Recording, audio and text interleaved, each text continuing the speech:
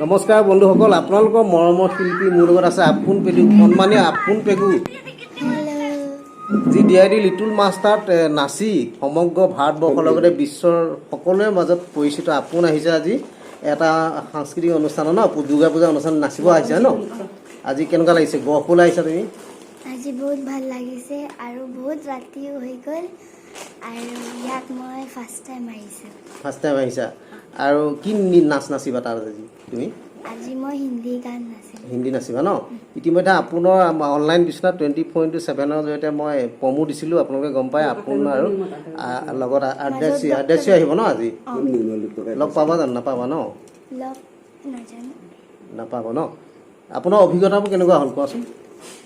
ইমান দূৰত তুমি তাত নাচিলা, ইমান ডাঙৰ অনুষ্ঠান। তোমাকতো আমি টিভিত চাই আছিলোঁ, প্ৰতিটো অনুষ্ঠান তোমাৰ নাচ, মই প্ৰতিটো নাচেই চাইছোঁ, এটাও মিছ কৰা নাই। তোমালোকক যে নাচাবলৈ শিকায়, কেনেধৰণে আগবঢ়ায়? কোনে কোনে শিকায় মানে? বৈভৱ ছাৰ টিম। বৈভৱ ছাৰ শিকায়। আৰু এটা নাচ সম্পূৰ্ণ কৰোঁতে কেইদিন লাগে? মই 2-3 দিনতে খতম কৰি দিলা। তুমিতো ভালকৈ নাচা, তুমি একদম ষ্ট্ৰংলি নাচিছিলা, বিৰাট ষ্ট্ৰং তুমি। Thank you. সেইকাৰণে তোমাক ইমানখিনি পৰ্যায় তুমি পালাগৈ। আমি ভাবিছিলোঁ তুমি প্ৰথম হ'বা বুলি ভাবিছিলোঁ, কিন্তু ছেকেণ্ড হ'লেও তুমি প্ৰথমেই। আৰু তুমি আৰু লগত আছিলে তোমাৰ নৱজিতে, একেই তোমালোক সমপৰ্যায়ত নাচিছা। আৰু ভূত ৰাইজে, অসমৰ ৰাইজে বেছিকৈ দিছে কাৰণে, মৰম কৰিছে কাৰণে তোমালোকে সিমান পৰ্যায়ত পালা, হয় নহয়?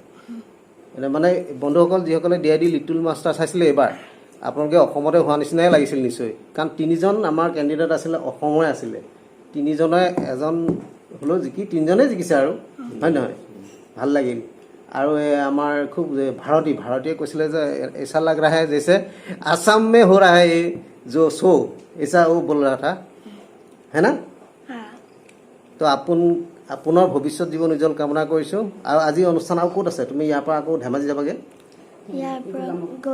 গোগামুখত আছে, তাতো পূজা ফাংচন, মানে মোৰ প্ৰগ্ৰেম। আৰু আপোনাৰ ভাগৰ লাগিছে, আমনি কৰিছোঁ মই, ইমান দূৰ আহিছা ন? কেইটা বজাৰ পৰা আহিছিলা তাৰপৰা? 2টা বজাতে তুমি ঘৰৰ পৰা উঠিছা? 1টা বজাতে ওলাই পেলাই এতিয়া গহপুৰত আহি সন্ধিয়া পাইছেহি। আৰু বহুত মানুহ ৰৈ আছে আপোনাৰ ওচৰৰ পৰা চাবলৈ, নাচ চাবলৈ। আৰু বিশেষকৈ আপোনাৰ মই যদি নেদেখুৱাওঁ, দাদাজী ন, আপোনাৰ মুখখন দেখাই দিব, সেইগৰাকী আচল মানুহ, যাৰ ভূমিকা যথেষ্ট আছে, যিগৰাকী ব্যক্তিৰ ভূমিকাৰ কাৰণে আজি আপোন পেগু গৈ সৰ্বভাৰতীয় পৰ্যায়ত সমগ্ৰ বিশ্বতে পৰিচয় লাভ কৰে। কি ক'ব আপুনি গহপুৰলৈ আজি আহিছে তাইক লৈ? গহপুৰত আজি মই প্ৰথমবাৰ আহিছোঁ। মই তেনেকৈ গহপুৰলৈ আহি পোৱা নাই, আজি বহুত ভাল লাগিছে। দুৰ্গা পূজাটোতো মোৰ কাৰণে বহুত প্ৰিয়, মই বহুত চাওঁ। দুৰ্গা পূজা আমাৰ ওচৰতে পাতে আৰু ভালো লাগে। সেইকাৰণে এতিয়া গহপুৰ লৈ আহি মোৰ বহুত ভাল লাগিছে। আপুনি শ্ব'টোত দিয়া ডাইলগ এটা কওক না, আপোনাৰ ডাইলগ ফেমাছ হৈ গৈছিলে, কিন্তু আপোনাক যে ক'ব দিছিলে যে ডাইলগবিলাক প্ৰায় মানে কিবা হৈ গৈছে, জমনি হৈছিলে, কিন্তু মই পাহৰিয়ে গৈছোঁ। একেদিনাই শিকা ডাইলগটো এইবিলাক মানে মনত নাথাকে আৰু সেইকাৰণে।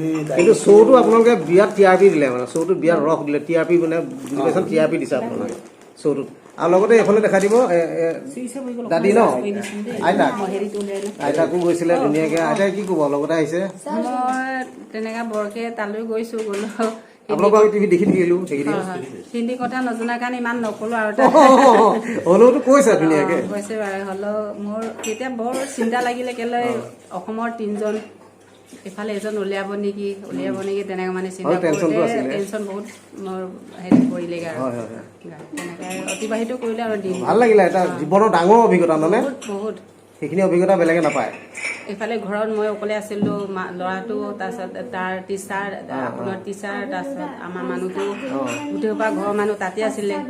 অকলে মই আকৌ ঘৰত কেম্পিং কৰিম নে টকা পইচা যোগাৰ কৰিম নে, এইফালে আকৌ মুম্বাইত মাতি পিনি দুবাৰমান ঘূৰা ঘূৰি কৰিলোঁ। আৰু নিশ্চয় ধন্যবাদ জনাইছোঁ। এতিয়া আপোনাক আমি ধন্যবাদ জনাইছোঁ। শেষত ন, ভালকৈ তুমি অনুষ্ঠানটো কৰিবা। বহুত ধন্যবাদ থাকিল দেই।